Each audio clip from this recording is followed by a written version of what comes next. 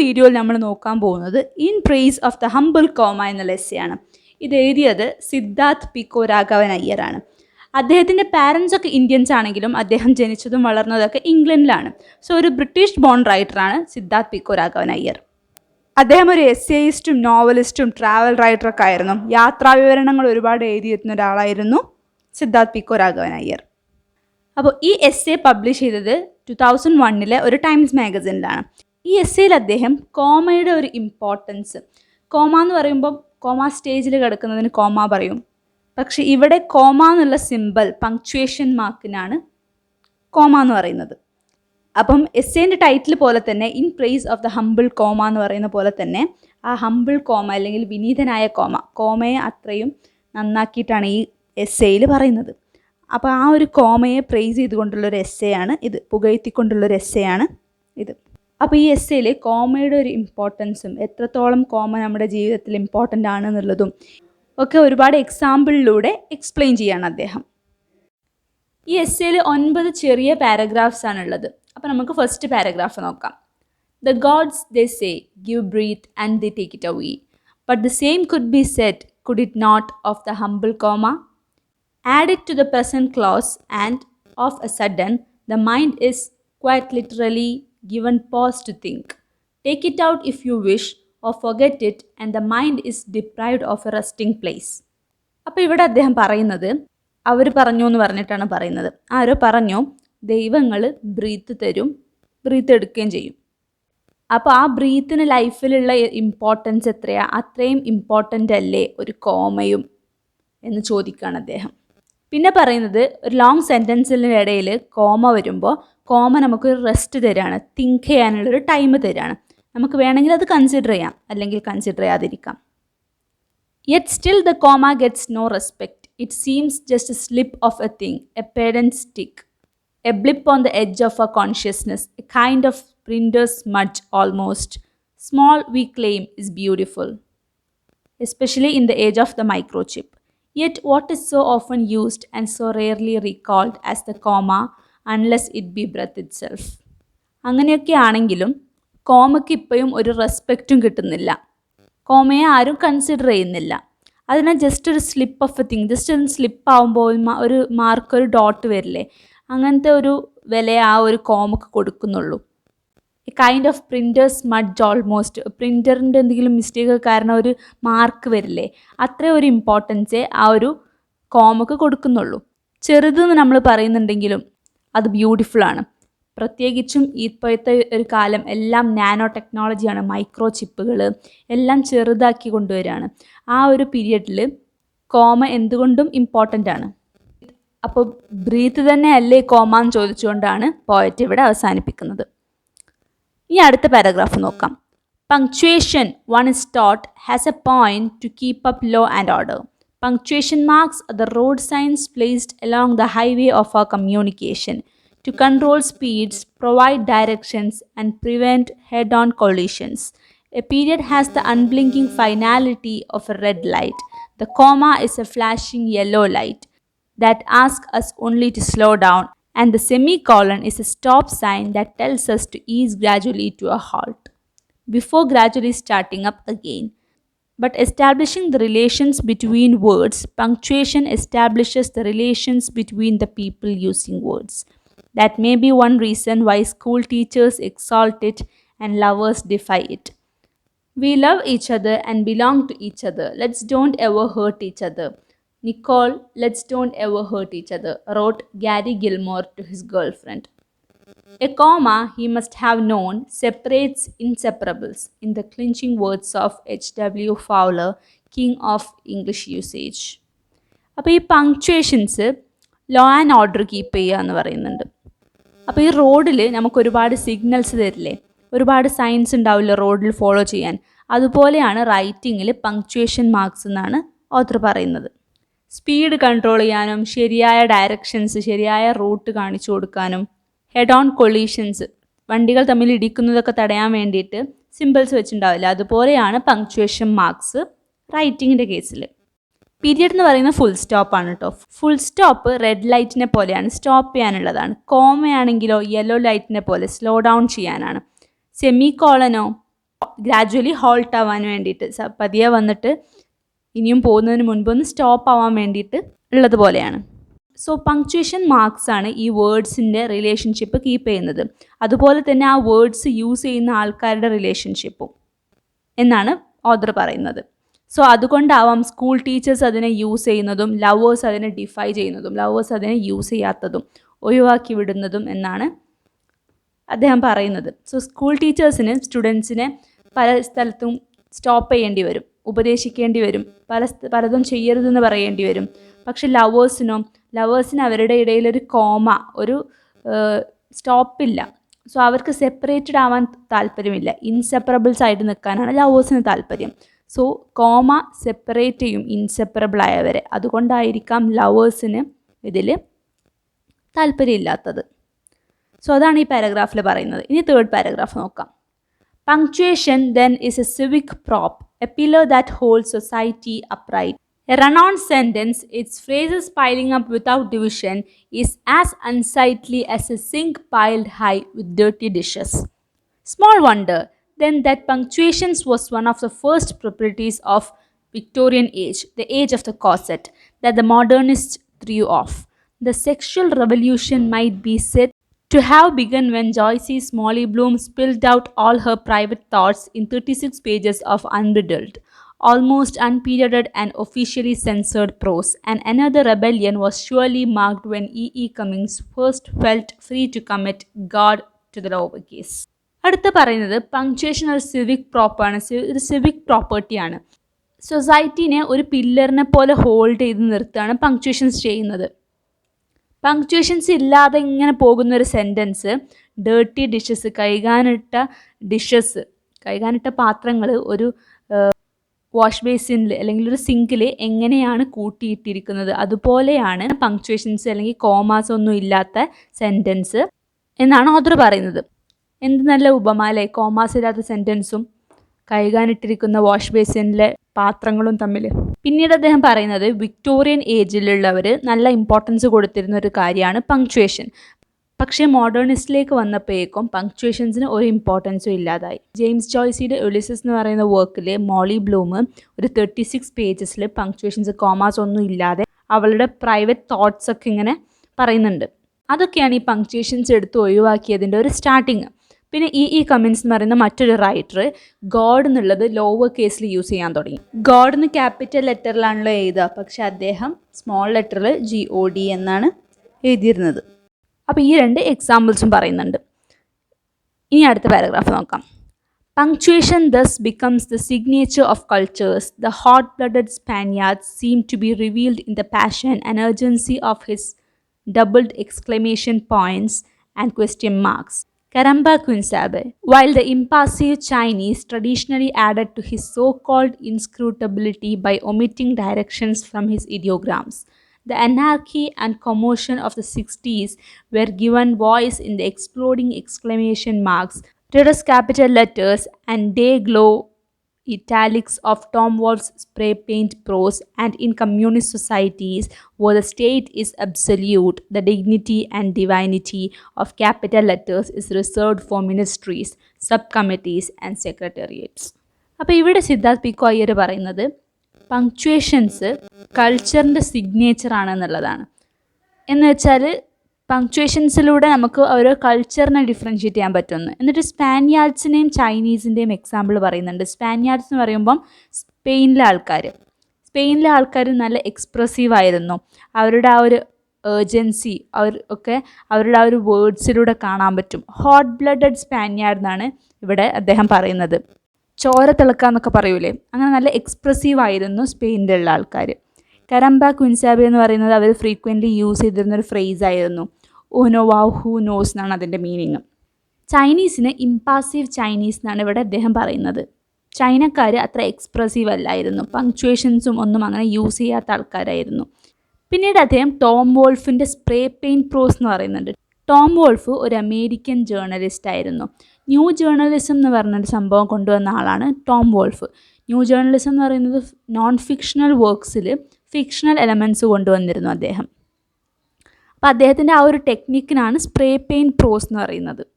Punctuations use ചെയ്തതിൻ്റെ examples പറയുകയാണ്. അത് പറഞ്ഞു.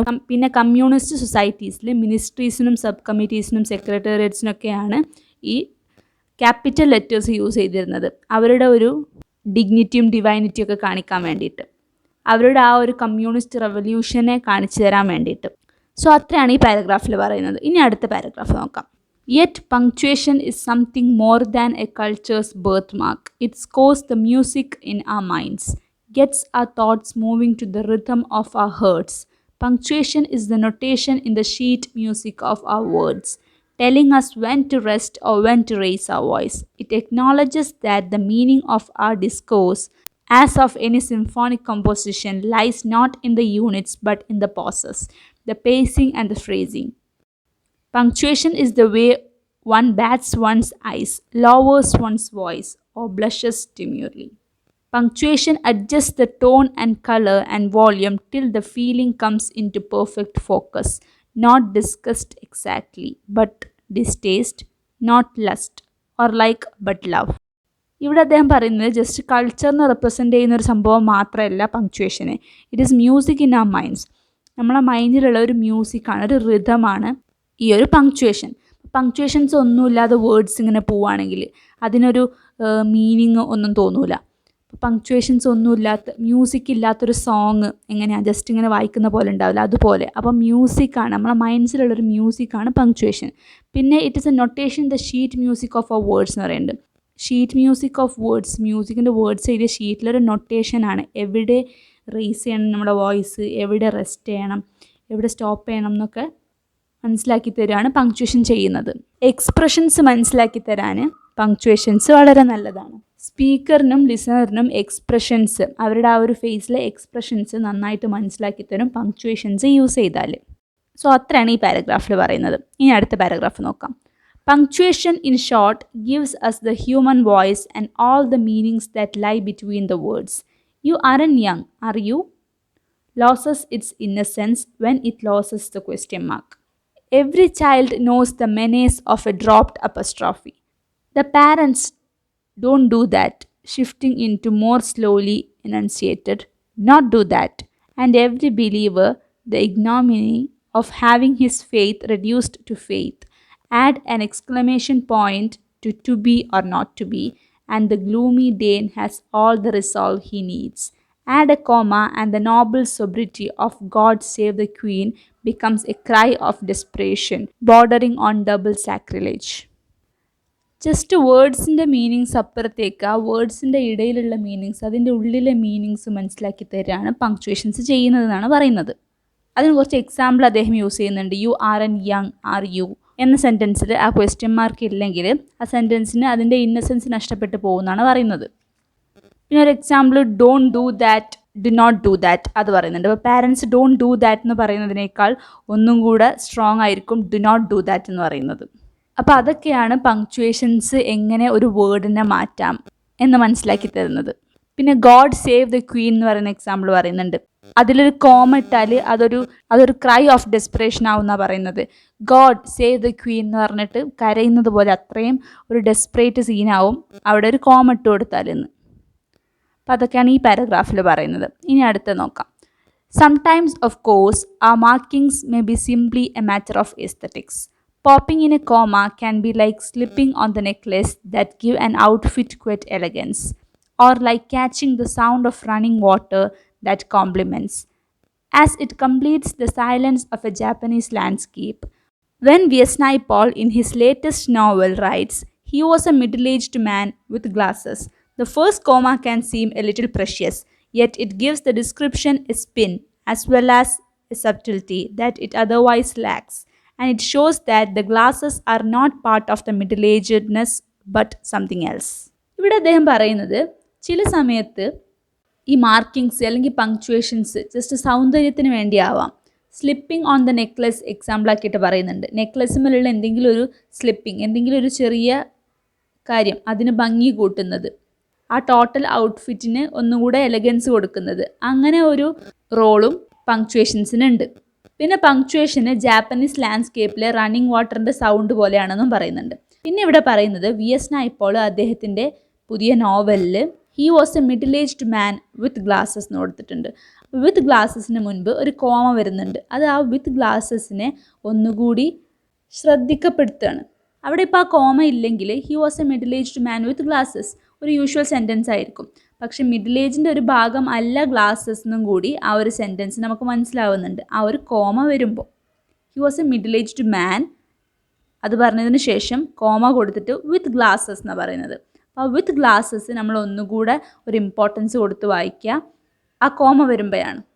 അപ്പോൾ ഒന്നുകൂടെ കോമയുടെ ഇമ്പോർട്ടൻസ് എക്സാമ്പിളിലൂടെ കാണിച്ചു തരാണ്. ഇനി അടുത്ത പാരഗ്രാഫ് നോക്കാം. Thus all these tiny scratches give us breadth and heft and depth. A world that has only periods is a world without inflections. It is a world without shade. It has a music without sharps and flats. It is a martial music. It has a jackpot rhythm. Words cannot bend and curve. A comma, by comparison, catches the gentle drift of the mind in thought, turning in on itself and back on itself, reversing, redoubling, and returning along the course of its own sweet river music. While the semicolon brings clauses and thoughts together with all the silent discretion of a hostess arranging guests around her dinner table. അപ്പോൾ ഇവിടെ ആ ഒരു tiny scratches അല്ലെങ്കിൽ ആ ഒരു ചെറിയ പങ്ക്ച്വേഷൻസിൻ്റെ importance ഒന്നുകൂടെ എടുത്ത് പറയുകയാണ് അദ്ദേഹം. ഈ പങ്ക്ച്വേഷൻസ് ഒന്നും ഇല്ലെങ്കിൽ ഒരു വേൾഡ് വിത്തൗട്ട് ഷെയ്ഡ് ആയിരിക്കും, music without sharps and flats ആയിരിക്കും, എവിടെ നിർത്തണം, എവിടെ റേസ് ചെയ്യണം, എവിടെ ഡൗൺ ആക്കണം എന്നൊന്നും അറിയാത്ത ഒരു സിറ്റുവേഷൻ ആയിരിക്കും. വേർഡ്സിന് ബെൻഡ് ചെയ്യാനോ കേർവ് ചെയ്യാനോ ഒന്നും പറ്റില്ല. അപ്പോൾ നമ്മുടെ തോട്ട്സിനും ഒരു ചേഞ്ച് ഉണ്ടാവില്ല, തോട്ട്സിനൊരു ടേണിംഗ് ഒന്നും ഉണ്ടാവില്ല, റിവേഴ്സിങ്, റീബൗണ്ടിങ്, റിട്ടേണിങ് ഇതൊന്നും ഉണ്ടാവില്ല, അങ്ങനെ പറയുന്നുണ്ട്. പിന്നെ ഈ പാരഗ്രാഫിൻ്റെ ലാസ്റ്റിലേക്ക് സെമി കോളണിനെ വളരെ നല്ലൊരു എക്സാമ്പിൾ കൊടുക്കുന്നുണ്ട്. സെമി കോളന് തോട്ട്സിനെയും സെൻറ്റൻസിനെയൊക്കെ ഒരുമിച്ച് കൊണ്ടുവരും. എങ്ങനെ ഒരു ഹോസ്റ്റസ് അല്ലെങ്കിൽ ഒരു മെയ്ഡ് അവരുടെ ഗസ്റ്റിനെ ഡിന്നർ ടേബിളിന് ചുറ്റും ഒരുമിച്ച് കൊണ്ടുവരുന്നത് പോലെ.